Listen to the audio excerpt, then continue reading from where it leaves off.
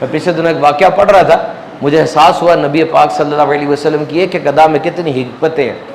Ford company, یہ بہت بڑی گاڑیاں بنانے والی کمپنی ہے, اس کا مالک 2 نوجوان لڑکوں کے ساتھ ڈنر کرنے گیا.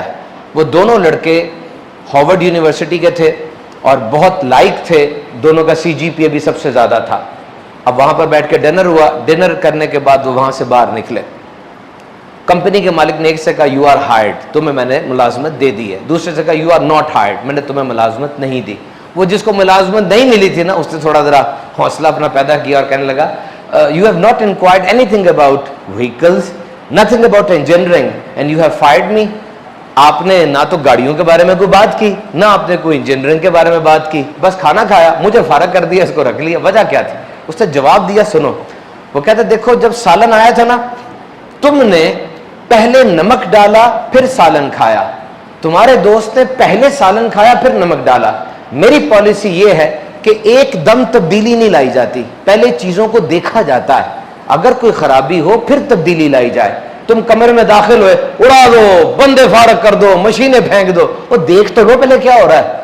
تم نے پہلے نمک ڈالا, ہو سکتا نمک ہوتا سالن میں, پھر تو پہلے چیک کرو, ٹرائی کرو, پھر تبدیلی لے کر آؤ.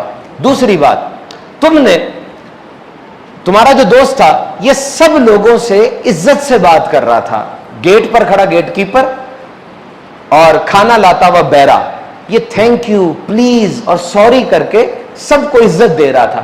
جبکہ تمہارے نزدیک صرف میں تھا, باقی سب غائب تھے, کیونکہ میں تمہارا باس ہوں اور مجھے دیکھ کے تم عزت بھی دے رہے تھے. باقی سب کے لیے تمہارا رویہ بالکل بلینک تھا. اور میرا یہ پالیسی ہے کہ ایک کمپنی کے اندر لیڈر وہ بندوں کو دیکھتا ہے, عہدوں کو نہیں دیکھتا. سامنے اگر بندہ ہے اس کو عزت دینی ہے, ورنہ اس کا امپیکٹ نہیں ہوتا.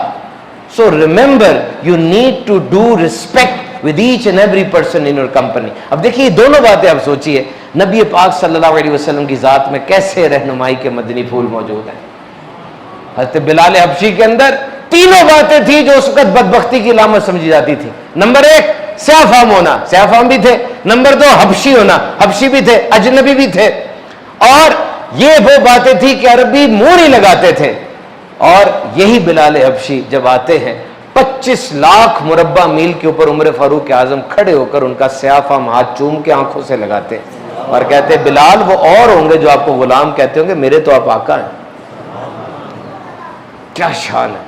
اللہ تعالیٰ کی بارگاہ میں دعا ہے محرم الحرام کے اس عشرے کی برکتیں ہمیں عطا فرمائے اور سیدنا امام حسین کی